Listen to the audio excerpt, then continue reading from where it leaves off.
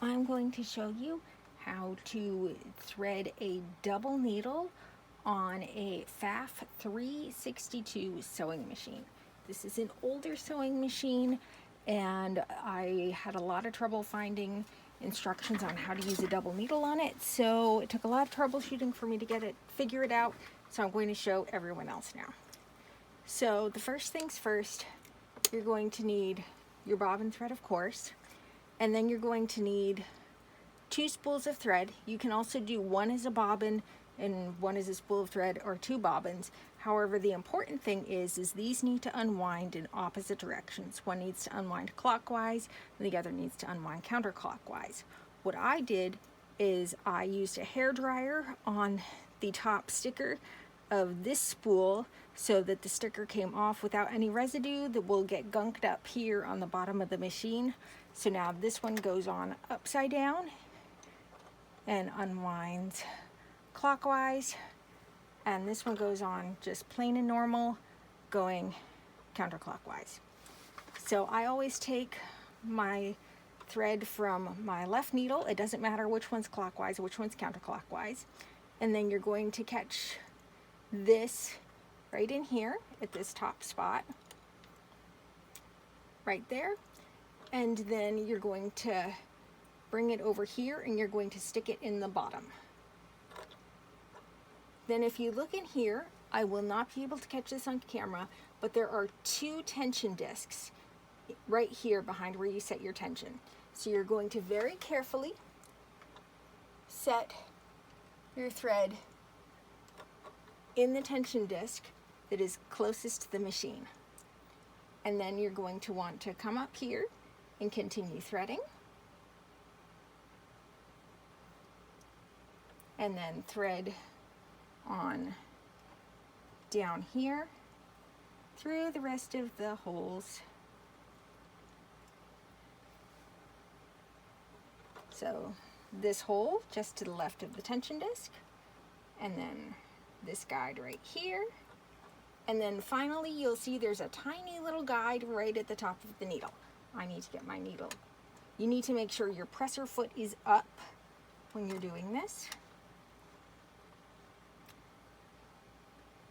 And then you need to have your needle in the upmost position. And then since this is just a nitpick of mine, since I'm using the thread that's on the left up here, I'm going to thread it. I'm going to do this final guide right here, and then I'm going to thread it right through my left needle. I'm using a Schmetz stretch double needle with a 4.0 millimeter width.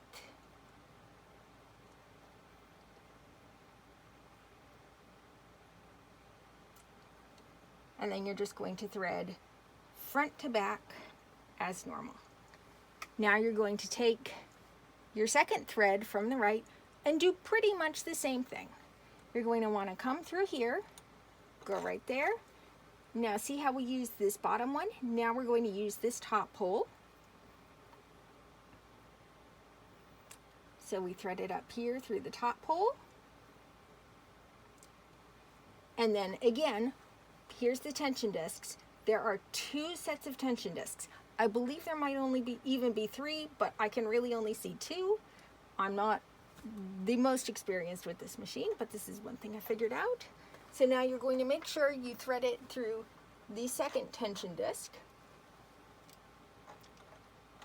And once you've threaded through the second tension disc, we use the top pole up here.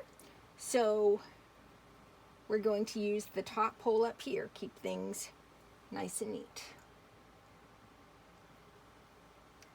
There we go.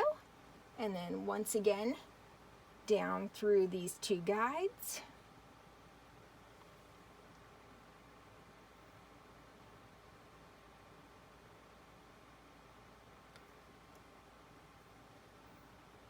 First one down, second one. Now you remember how we did this final guide with the left needle? This is very important. You do not want to thread your second thread through this final guide. Only one of the threads goes through that guide.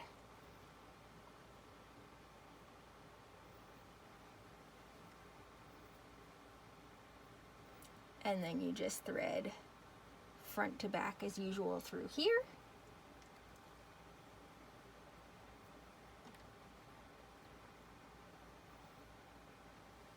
There we go. Now, can we pick up my bobbin is not in properly. There we go, my bobbin is engaged. So now we've picked up our bobbin thread. I'm going to trim these ends because they're just unwieldy. There we go.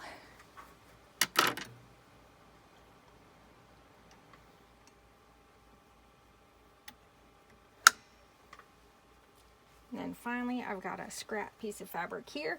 This is again, we are using a stretch needle, and I'm using a stretch fabric. This is cotton lycra jersey. So now I put my fabric down. I put my presser foot down. It's very important that you thread the machine with the presser foot up. And now, you hand start it with some hand cranks. Make sure it's all going nice and smoothly. And then you switch over to the pedal.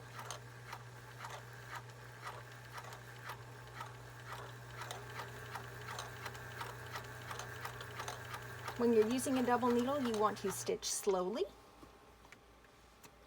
Another important thing when you're using a double needle, you want to have your stitch width set to a very wide stitch width. You should not be stitching with like a 1 or a 2. You should need big stitches, and you also need to make sure that your tension is loosened just a little bit.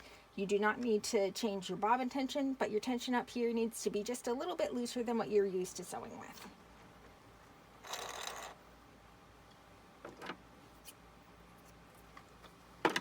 And there, as you can see, we have a nice neat row of double stitches with a nice zigzag on the back.